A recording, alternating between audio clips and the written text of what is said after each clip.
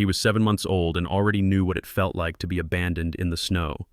They found him tied to a road sign during a winter storm in a town called Silver Pine. No one could get close. Everyone said he was too aggressive, too broken, too far gone, but one police officer refused to walk away.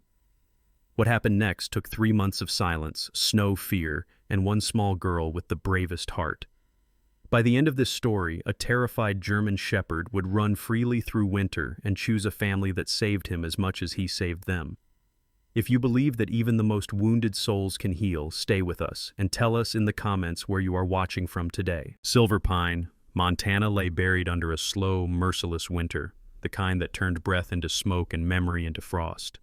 The sky that morning hung low and pale as old linen, snow drifting in wide, unhurried spirals across Main Street, settling on shop awnings, frozen cars, and the silent pine forest crouched along the edge of town like ancient witnesses. The Silver Pine Animal Shelter squatted at the far end of Maple Road, a long concrete building wrapped in ice and wind, its metal roof rattling softly beneath the steady fall of snow.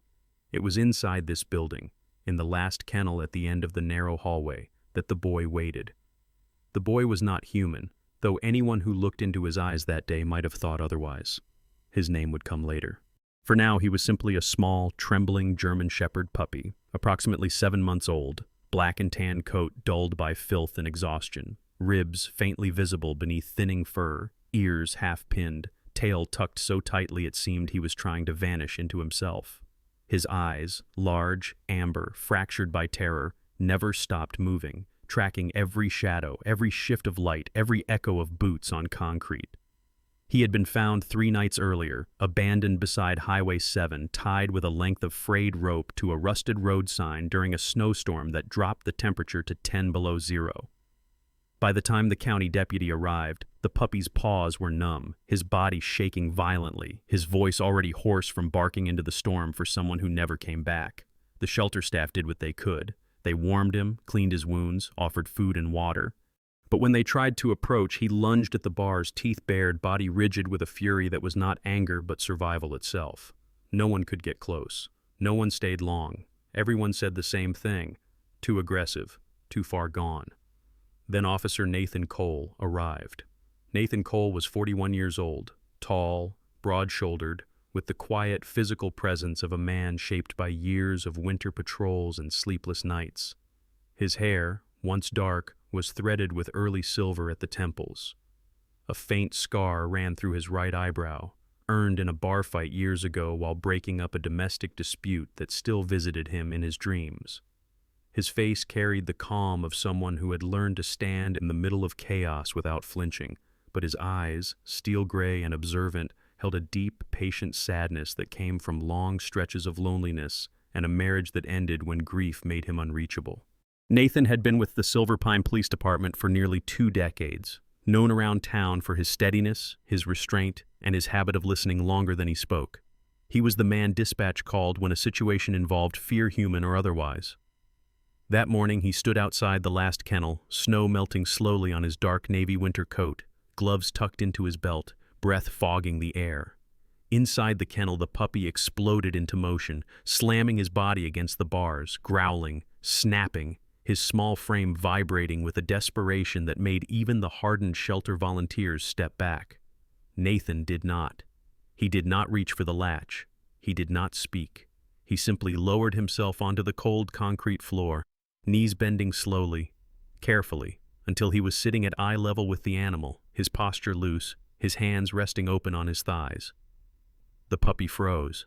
His chest heaved. His teeth remained bared, but something in the man's stillness unsettled him. They stayed like that for several minutes, snow whispering against the roof, the building breathing around them. "I'm not here to take anything from you," Nathan said quietly, his voice low, steady, carrying the practiced calm of years spent talking people down from edges they didn't believe they could step back from. The puppy's ears twitched. His growl dropped an octave but did not disappear. One of the shelter volunteers, Marlene Graves, a woman in her late 50s with short iron gray hair, narrow shoulders, and kind eyes worn by decades of rescue work, whispered from the doorway that they hadn't been able to feed him in over 12 hours. Nathan nodded once without turning. He stayed. He did not move closer. He did not ask the dog to trust him. He let the silence work. The puppy's muscles remained locked, but the lunging stopped. His breathing slowed. His eyes stayed fixed on Nathan's face, searching for something the world had taught him did not exist. Outside, the wind howled down Maple Road, rattling the shelter windows, carrying the distant sound of a snowplow scraping asphalt. Nathan's knees went numb. His back began to ache. He remained where he was. After nearly an hour, the puppy withdrew to the far corner of the kennel, curling into himself, still watching. That was enough for the day. Nathan rose slowly, careful not to trigger the animal's reflexes. "I'll be back," he said, as if making a promise to something sacred. He left the building with snow clinging to his boots and the image of those eyes carved into his chest. That night, in the quiet of his empty house on Pine Ridge Road, Nathan sat at his kitchen table long after the coffee had gone cold. The silence pressed in from every wall. He thought of the puppy's terror, the way fear had hardened into something that looked like violence. He knew that look. He had worn it himself once, after the accident that took his brother on a winter highway 15 years ago, after the nights when he drove until the roads ended just to escape the weight of what he could not save. The next day, Nathan returned, and the next, and the next. He brought no food. He brought no toys. He brought only himself, sitting on the same square of concrete each afternoon after his shift, coat on, gloves off, breath slow. The puppy reacted the same way at first, snarling, pacing, retreating, but gradually, the storm inside him began to lose its rhythm. The lunges softened into warnings. The warnings softened into silence. The silence stretched. By the end of the week, the puppy no longer hurled himself at the bars when Nathan appeared. He stayed in the corner, watching, trembling, breathing hard, but he stayed.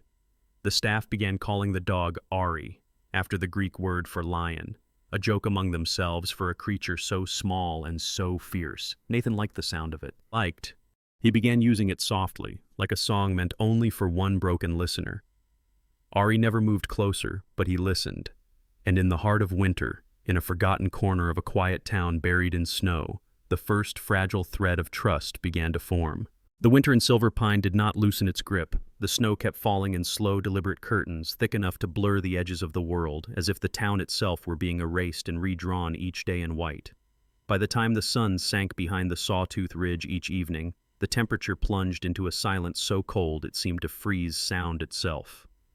This was the winter officer Nathan Cole walked through after every shift, boots crunching over fresh powder, radio clipped at his shoulder, his breath a steady cloud in the dark. And each night, instead of driving home to the quiet house waiting on Pine Ridge Road, he turned the wheel toward the Silver Pine Animal Shelter. Inside, the narrow concrete hallway smelled of disinfectant, wet fur, and old sorrow. The volunteers recognized him now. They no longer asked why he came. They simply nodded as he passed, his coat still dusted with snow, his shoulders squared with a resolve that did not bend to comfort. At the end of the hallway, behind the same cold metal bars, Ari waited. Ari had not slept much since the night on the highway. His young body, no more than 7 months old, was caught between exhaustion and terror, between the instinct to collapse and the instinct to run. His black and tan coat had begun to regain some shine after days of warm meals and clean water, but the wounds inside him had not closed. His muscles remained coiled, every nerve alert, ears half-pinned, tail tucked so tightly that it never touched the floor. His eyes followed Nathan every time the man appeared, the way a storm watches the horizon. Nathan did not approach the kennel. He never did. He lowered himself onto the same spot of concrete each evening, back against the opposite wall, hands resting loosely on his knees. He sat in uniform, tall frame folded down into stillness, as though he were part of the building itself. He did not stare at Ari. He kept his gaze soft, unfocused, the way he had learned years ago while speaking to survivors pulled from wreckage, hostages trembling behind doors, children curled in the back seats of wrecked cars. Stillness was a language, so was patience. The first few nights Ari growled without stopping. The sound came from deep in his chest, a low thunder that never quite became lightning. He rushed the bars, then retreated, then rushed again, claws scraping metal, teeth bared, body shaking so violently Nathan could see the tremor ripple down his spine. But Nathan never moved. The growling, slowly, became part of the room. Then one evening, it stopped. Not all at once. It thinned, broke, paused, and finally faded into the soft, ragged rhythm of breathing. That night, Nathan spoke for the first time. "You don't have to decide anything today," he said quietly. "You don't owe me anything at all." Ari's ears twitched. His eyes narrowed, searching the man's face for the lie he had learned to expect. But none came. Only the slow fall of snow outside. Only the steady sound of breathing on the other side of the kennel. Night after night, Nathan returned. He told Ari about the town, about the old movie theater that closed in '98, about the diner on Main, where the waitress still called everyone Han and knew every order by heart. He told him about the winters that cracked trees in half and the summers that smelled like pine and river water and warm asphalt. He told him about his brother Thomas, who used to fish at dawn on Lake Willow until the morning the ice broke and the lake took him. He told him about the house on Pine Ridge Road that had once held laughter, and how silence had moved in and never left. None of it was meant for answers. It was meant for presence. Ari did not move closer, but he stayed awake while Nathan spoke.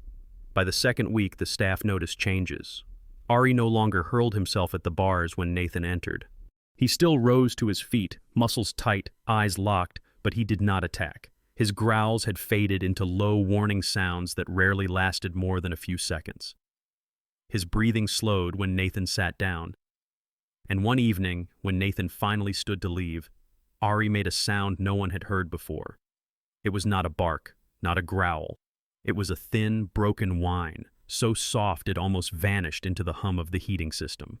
Nathan froze with his hand on the door. He turned slowly, heart thudding against his ribs. Ari stood halfway across the kennel, legs trembling, ears back, mouth slightly open.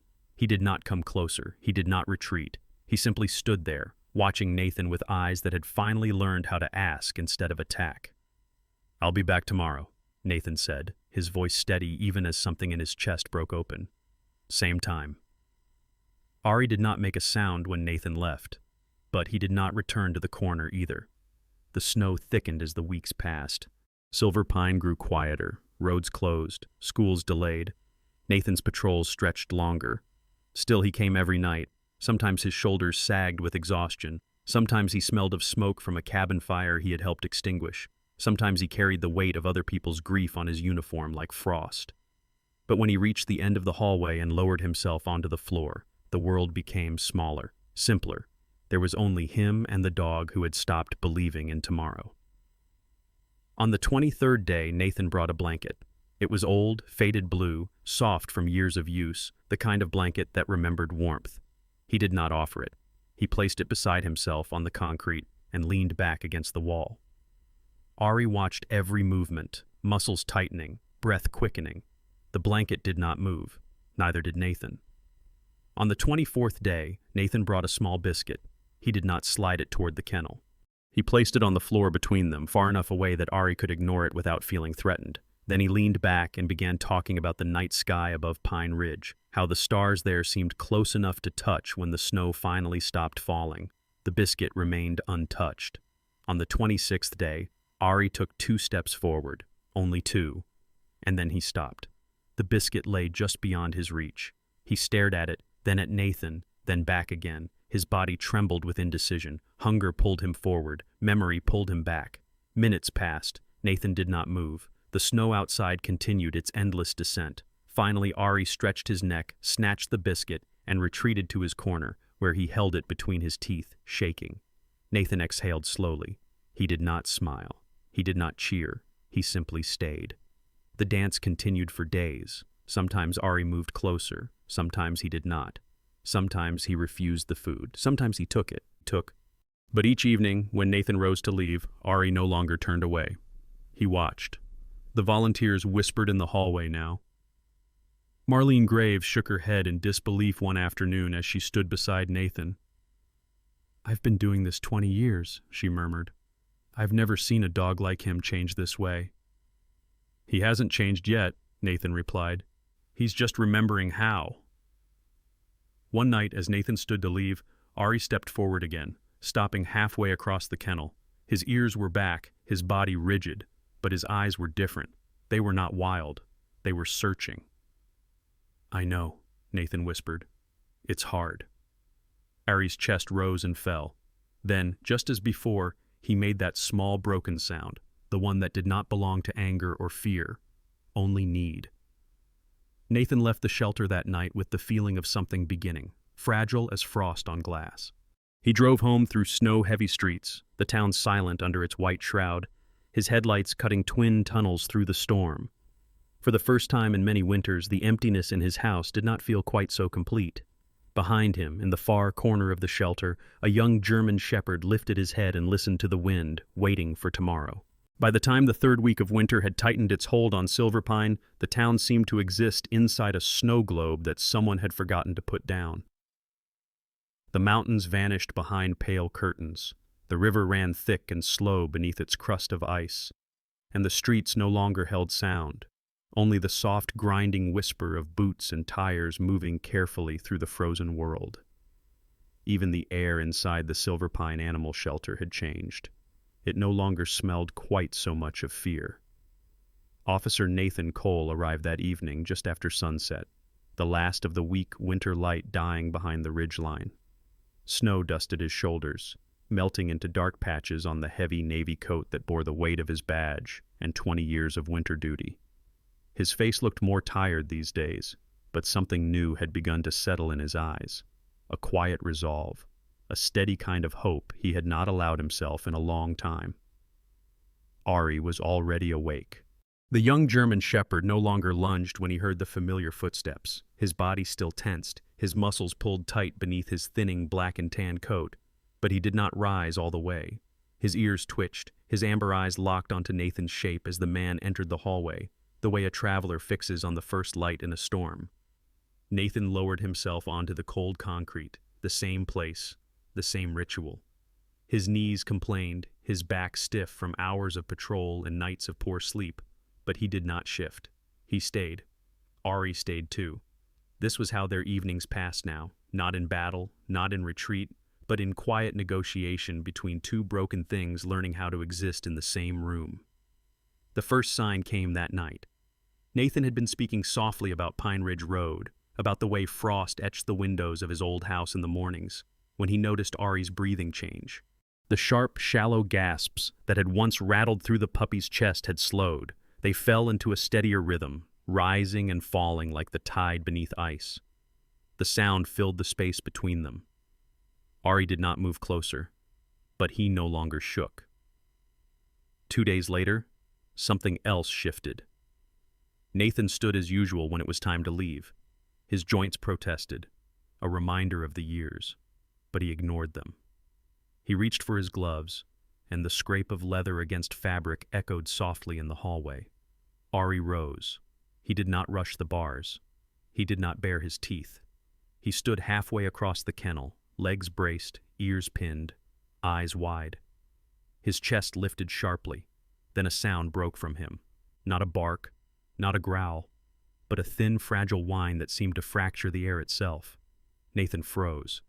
He did not turn around at first. He waited, heart hammering, afraid that any sudden movement would shatter whatever invisible bridge had formed. "I hear you," he said quietly. "I'll be back tomorrow." The whine did not stop, but it did not grow louder either. It simply remained, a question that did not yet know how to become a plea. When Nathan finally turned, Ari had not retreated.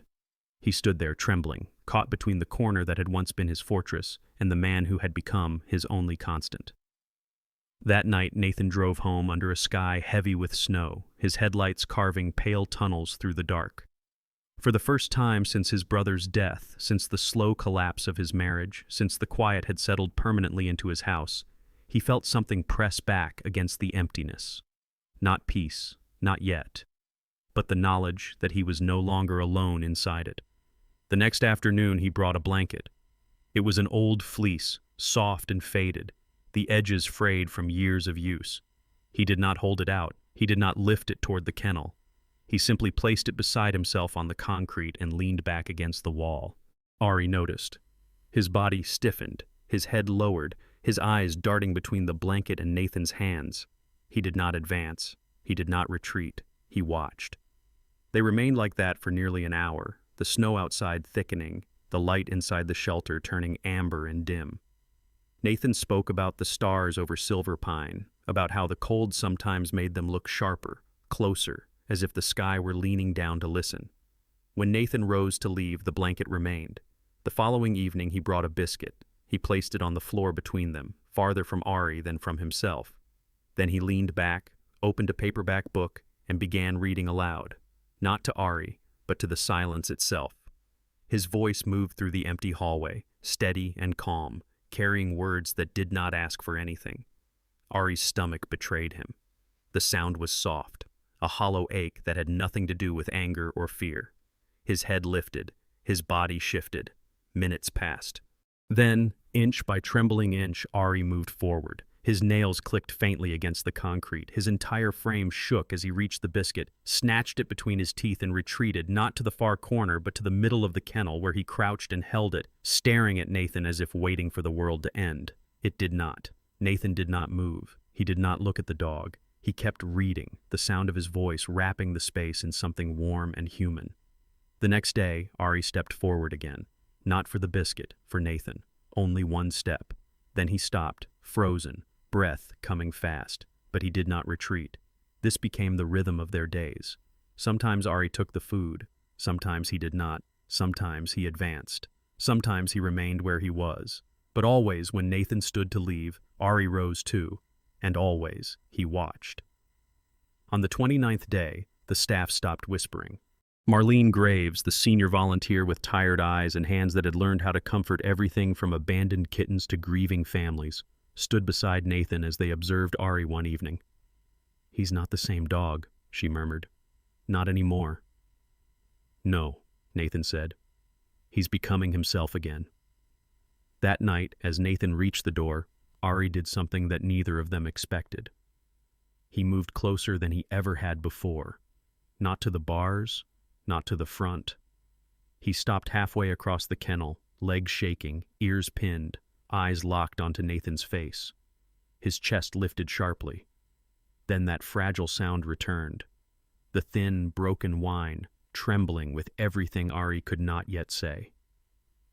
Nathan swallowed hard. He knelt down again, slower this time, lowering himself until he was once more at Ari's eye level. He did not move closer. He did not reach out. He simply stayed where he was. "I'm here," he said. Ari's breathing shuddered. His body trembled as though he were standing in the heart of a storm only he could see, but he did not retreat. When Nathan finally left that night, the distance between them felt smaller than it had ever been, and in the corner of the kennel, Ari did not curl into himself. He lay down facing the door, his eyes open, waiting for morning. By the time the calendar crept past the first full month of Nathan Cole's vigil, winter had changed its voice. The storms still came, but now they moved more slowly, as if the mountains themselves were growing tired of throwing their weight at the little town of Silver Pine. Snow settled in patient layers along Maple Road, on the sagging fence outside the shelter, on the pine boughs that bent like old men in prayer. The river whispered under its shell of ice, and the nights felt less like enemies and more like witnesses. Inside the Silver Pine animal shelter, something else had softened too. Ari no longer exploded when Nathan arrived. The young German shepherd, 7 months of bones and black and tan fur and careful courage, would rise from his place in the kennel and stand, ears back, chest tight, but he did not bare his teeth. His amber eyes followed Nathan's movements with a focus that had become almost gentle, as though he were memorizing the man's shape for comfort later. Nathan noticed every change. He always did. He noticed the way Ari's breathing no longer scraped at the walls of the room. He noticed how the dog sometimes held his gaze without flinching. He noticed how, when he stood to leave, Ari would rise too, stepping once toward the front of the kennel, a fragile declaration of belonging that left Nathan driving home with his hands trembling on the wheel.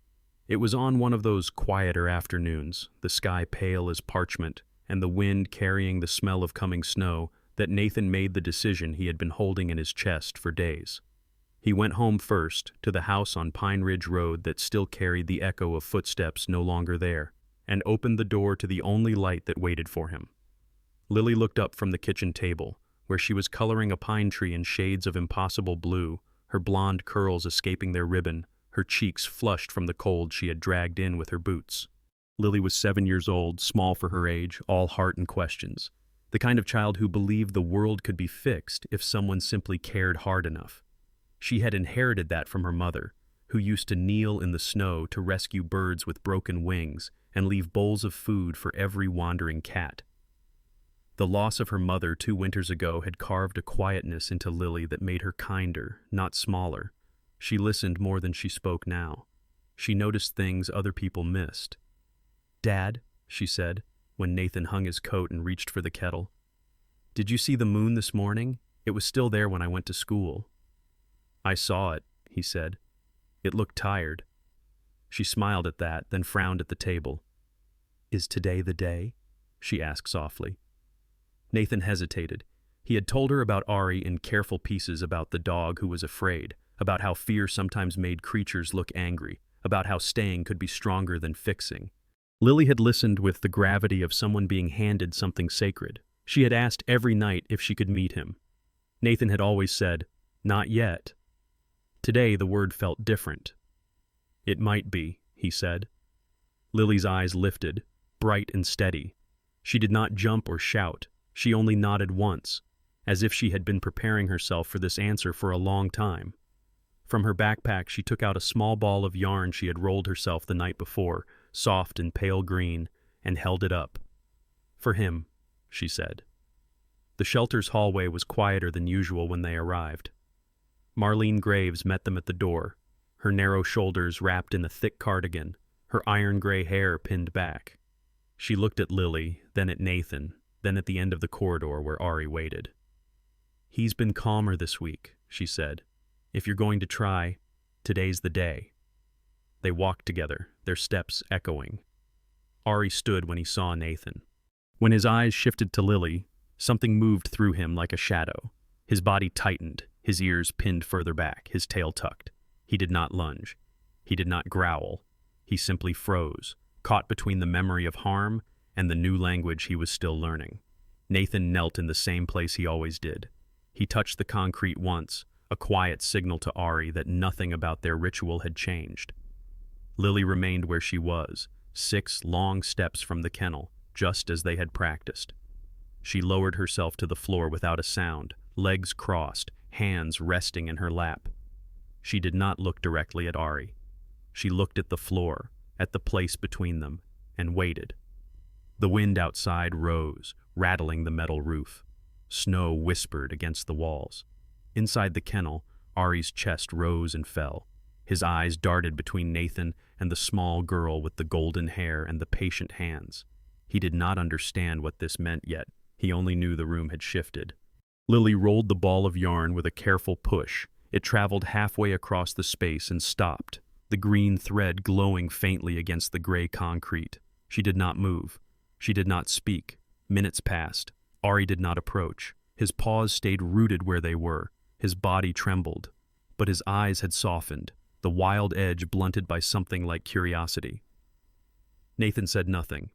He kept his gaze on the wall beside him, the way he always did, giving Ari room to decide who the world was going to be today. At last, Ari lowered himself to the floor.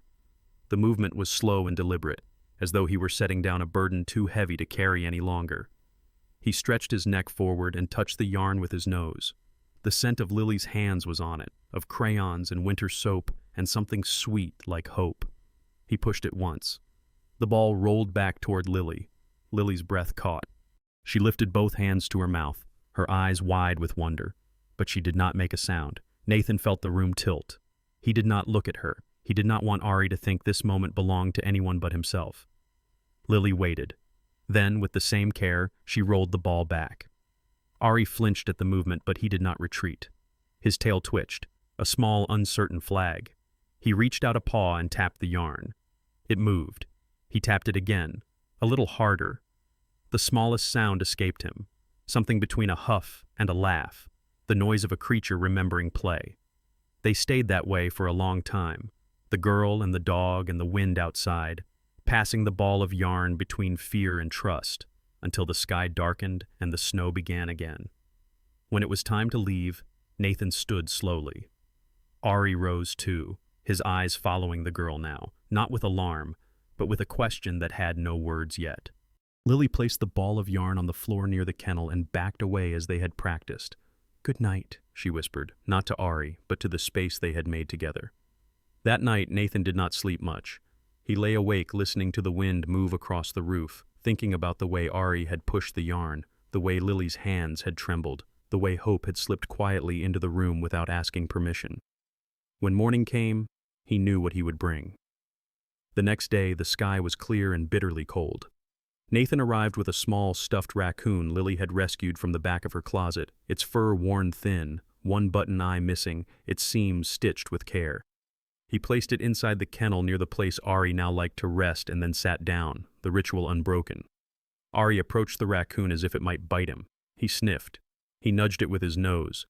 He stood over it for a long moment, the weight of memory pulling him backward. Then, slowly, he lay down and rested his chin on the toy's ragged body. The sight hit Nathan in the chest so hard he had to look away. When Lily arrived after school, Ari did not growl. He stood and watched her, his tail making the smallest movement, a whisper of belonging. She sat as before. She did not reach for him. She only smiled. The wind outside carried the sound of the coming storm. Inside the shelter, the first true crack had formed in the wall around Ari's heart, and through it, winter light had begun to enter. The snow that week fell with a different intention. It no longer howled. It drifted. It seemed to listen. Silverpine moved beneath it more slowly, as if the town itself had learned how to breathe again. At the shelter, the hallway lights glowed warm against the long blue shadows of evening, and the old furnace hummed a steady song that softened the cold. Nathan Cole arrived just before dusk, shoulders dusted white, heart heavy with something that felt like both fear and anticipation. He carried no food in his pockets tonight, no blanket folded under his arm. He carried only the quiet resolve he had been building for weeks. Ari was standing when Nathan entered the corridor, not pacing, not trembling, standing. The young German shepherd's black and tan coat had begun to shine again under the steady care of the volunteers, though the faint outline of ribs still showed beneath the fur. His ears were no longer flattened tight against his skull. They hovered halfway, uncertain but awake. His tail remained low, but it did not curl beneath his body anymore. His amber eyes followed Nathan's approach, not with the wildfire panic of before, but with something new, something that felt dangerously close to expectation. Nathan lowered himself onto the concrete in his usual place, his back to the wall, knees bent, hands resting loosely on his thighs. His breathing matched the slow rhythm he had practiced for years, the rhythm of men who talk others down from cliffs, from ledges, from the worst nights of their lives. They sat like that for a long time. The wind whispered outside. The building breathed around them. Lily arrived after school, her boots leaving small half-moon prints in the melting snow on the entry mat. She waved at Nathan from the doorway and sat in her spot, 6 steps away, cross-legged, hands folded. She did not bring the yarn ball tonight. She did not bring the raccoon. She brought only herself. Ari's gaze flicked to her, then back to Nathan. He did not growl. He did not retreat. He stood, the muscles along his shoulders tightening as though preparing for something he could not yet name. Nathan felt it too. He shifted his weight, just slightly, and then did something he had not done in all these weeks. He leaned forward and placed one hand flat on the floor between them, palm up, fingers relaxed, his arm extended but not invading the space of the kennel. The movement was slow, deliberate, an offering. Ari froze. His body became a statue of decision, his ears pressed back, his breathing quickened, his eyes locked on Nathan's hand as though it were the most dangerous thing in the world. Minutes passed. No one moved. Lily's breath came soft and careful. Nathan's pulse thudded behind his ribs so loud he was sure the dog could hear it. He forced his shoulders to remain loose, his fingers open, his gaze fixed not on Ari but on the far wall beside him.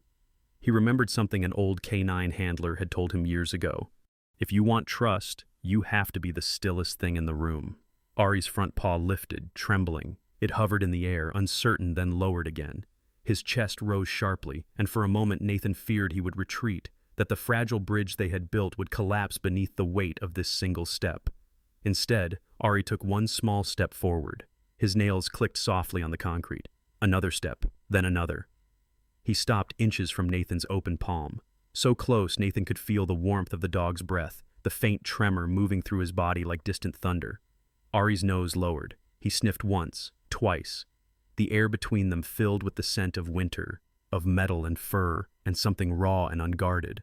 Nathan did not move. Ari's nose brushed the edge of Nathan's fingers. The contact was so light it almost wasn't there. And then, slowly, carefully, as though he were afraid the world would shatter if he pressed too hard, Ari lowered the side of his face and rested it against Nathan's open palm. The shelter seemed to fall silent. The furnace, the wind, even Lily's breathing.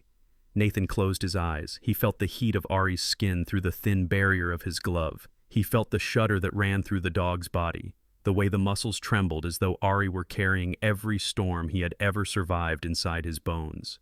Nathan did not curl his fingers. He did not stroke. He did not speak. He simply stayed, the way he always had. Ari remained there, leaning into the touch, the weight of his small head resting against the man's hand, as if he had finally found something solid enough to hold him. Seconds passed, then minutes. When Ari finally pulled away, he did not retreat. He stepped back only a little, his eyes lifting to Nathan's face, searching, measuring, wondering if this moment would cost him something. "It's okay," Nathan whispered. "You're doing so good." Ari's ears twitched. His tail made a faint movement against the floor. Lily covered her mouth with both hands, tears sliding silently down her cheeks. The world outside the shelter did not change. The snow still fell. The night still came. But inside that narrow hallway, something ancient had shifted. Something that had nothing to do with cages or storms or fear. Something older. Something closer to hope. They did not try again that night. Nathan slowly withdrew his hand and returned it to his knee. Ari did not object. He lowered himself to the floor near the front of the kennel and stayed there, facing Nathan, his body no longer coiled for escape, his breathing deep and uneven like someone finally letting go of a weight he was never meant to carry. When it was time to leave, Nathan stood. Ari stood too. They watched each other for a long moment across the space they had spent weeks shrinking. Then Nathan turned and walked toward the door, Lily following close behind him. This time, when they reached the hallway entrance, Nathan heard the softest sound behind him. Not a whine, not a growl, just the quiet rhythm of pause as Ari took 2 small steps closer to the front of the kennel and sat, waiting. That night, Nathan drove home beneath a sky full of stars sharp as broken glass. His hands trembled on the steering wheel, not from cold, from something else, something dangerous, something bright, hope. The 3rd month of winter arrived without warning, the way real changes always do. One morning, Silverpine woke beneath a sky so clear it looked like glass, the mountains etched sharp against the horizon, the world rinsed clean by cold and quiet. The storms had moved on for now. What remained was a fragile peace, the kind that makes you afraid to breathe too loudly in case it breaks. At the shelter, Ari was no longer the dog of corners.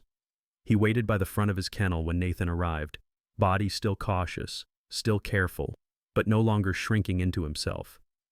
His ears lifted at the sound of boots in the hall. His tail gave a small, uncertain wag. His eyes, once wild and shattered, now carried something steady, something searching the future instead of the past. Nathan noticed everything. He noticed the way Ari ate when he was there now, no longer waiting until the room was empty. He noticed how Ari followed his movements with trust that no longer trembled. He noticed how Lily's presence had become a kind of anchor, how the young German shepherd would turn toward her first, as though the world made more sense when she was in it. The decision came quietly. One afternoon, Marlene Graves approached Nathan with the clipboard she always carried, the one filled with forms and signatures and rules that tried to make order out of rescue. "He's ready," she said simply, "as ready as he's going to be here." Nathan looked at Ari, who stood near the front of the kennel, the old raccoon toy clutched gently between his paws. He thought of the long nights on the floor, the snow, the waiting, the sound of that first broken whine, the warmth of fur against his hand. "I know," he said. They chose the yard behind the shelter for the next step, a small fenced space, walls of packed snow and ice, wind curled low around the corners. Nathan clipped the leash to Ari's battered blue collar, the same collar he'd worn the night he'd been abandoned, and walked him outside for the first time. Ari froze at the threshold. The world was too big, the sky too wide, the snow too bright, the air too full of memory. Nathan did not pull. He did not speak. He knelt and waited. Lily stood 10 paces away, her breath puffing clouds into the cold, her gloves pressed together like she was holding her heart in place. Ari's paws trembled. His chest lifted fast. Then slowly, impossibly, he took one step, then another. The leash remained slack. When he reached the center of the yard, Nathan unhooked the clasp and let the leash fall into the snow. Ari stood still. The wind passed through his fur. The world held its breath. Then Ari ran. Not fast at first, not graceful. His legs tangled, his steps uncertain, the movement of a creature learning how to belong to his body again. Then he found his rhythm. He cut through the snow in wide circles, ears flying back, breath bursting from him in white clouds, tail lifted high like a banner. He leaped, he skidded, he laughed in the only way dogs know how. Lily clapped, the sound sharp and bright against the cold. Ari stopped, looked at her, and then he ran straight into her arms. He did not hesitate, he did not flinch. He buried his head against her chest, trembling, not with fear, but with release. Nathan turned away, the world blurring. That was the moment when winter finally lost. 2 weeks later, Ari went home. The house on Pine Ridge Road was not large, but it was warm, filled with Lily's laughter and the smell of soup and pinewood smoke. Ari hesitated at the doorway, nose twitching at every unfamiliar scent. Nathan waited, holding the door open. Ari looked at Lily, looked at Nathan, then stepped inside. That night he slept in the living room, the old raccoon toy tucked beneath his chin, the fireplace crackling, the wind outside unable to reach him anymore. The days unfolded slowly after that, the way healing always does. Ari learned the sounds of the house, the rhythm of mornings, the meaning of safety. Some nights thunder still made him tremble. Some strangers still frightened him. But now he always came back. One evening in early spring, as the last snow melted from the edges of the yard, Nathan found Ari and Lily curled together on the porch, the dog's body stretched protectively along her side, his head resting against her shoulder. "You're home," Nathan whispered. Ari's tail thumped once, and the winter finally let them go. Sometimes the greatest miracles do not arrive with thunder or lightning. They arrive quietly through patience, through love, through the simple choice to stay.